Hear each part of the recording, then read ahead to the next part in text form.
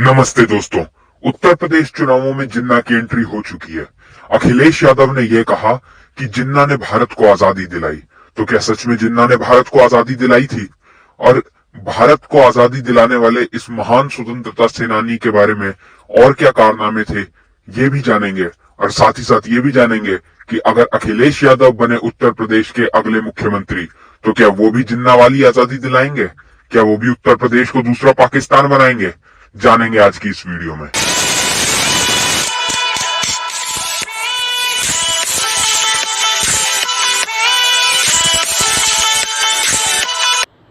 जिन्ना एक ही संस्था में पढ़ करके बैरिस्टर बन करके आए थे, एक ही जगह पर पढ़ाई लिखाई की उन्होंने, वो बैरिस्टर बने, उन्होंने आजादी दिलाई।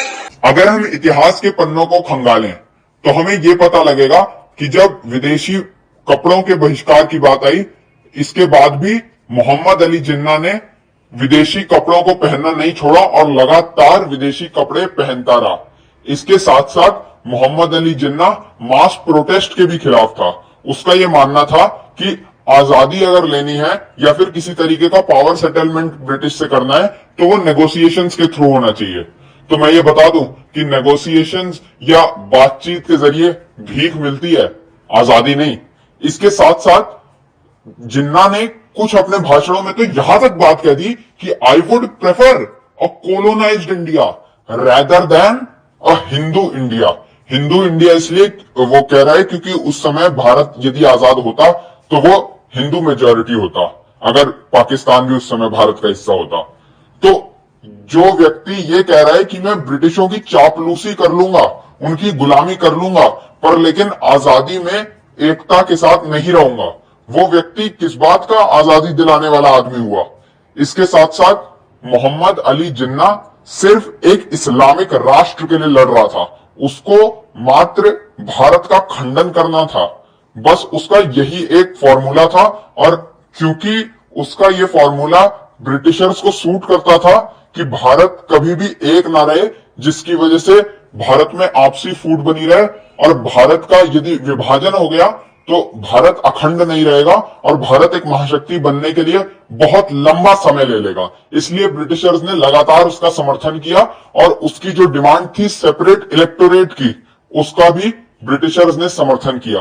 तो ये सब अगर हम अपने इतिहास में देखें तो एक चीज बहुत स्पष्ट हो जाती है कि जिन्ना कोई आजादी का नायक नहीं, अपितु अंग्रेजी टट्टू और एक जिहादी था जो एक इस्लामिक राष्ट्र के लिए लड़ रहा था।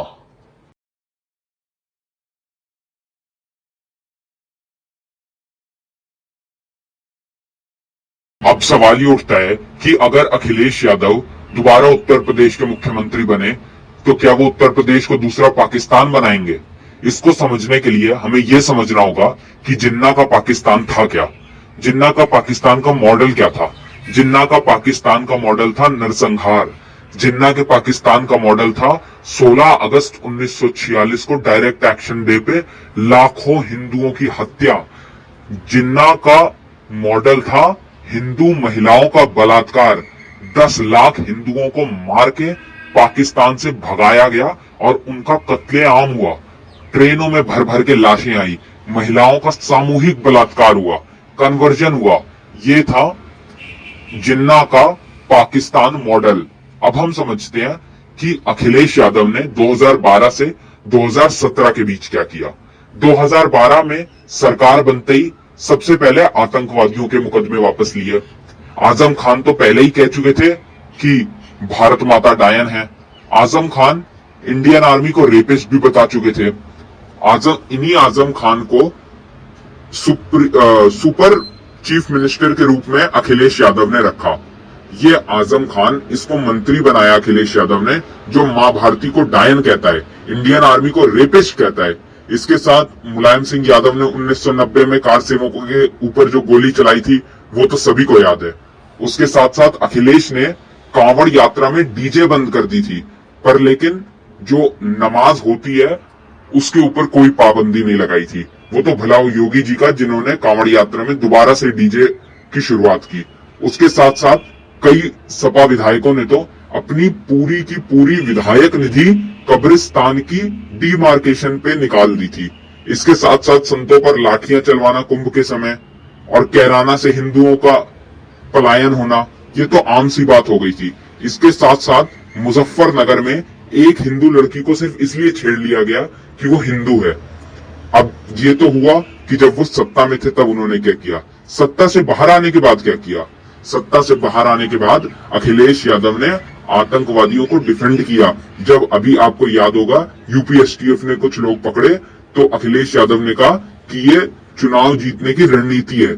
इसके साथ साथ जो शफीकुर रहमान बर्क है, सांसद हैं समाजवादी पार्टी के, उन्होंने तो तालिबान को भी डिफेंड किया।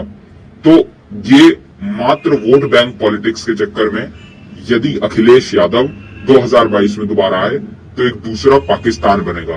तो अब ये सब उत्तर प्रदेश की जनता के ऊपर है कि उन्होंने जिन्ना का पाकिस्तान चाहिए कि राम का भारत। बाकी अगर आपको हमारा चैनल अच्छा लगा तो आप हमारे चैनल को सब्सक्राइब कर सकते हैं। बहुत बहुत धन्यवाद।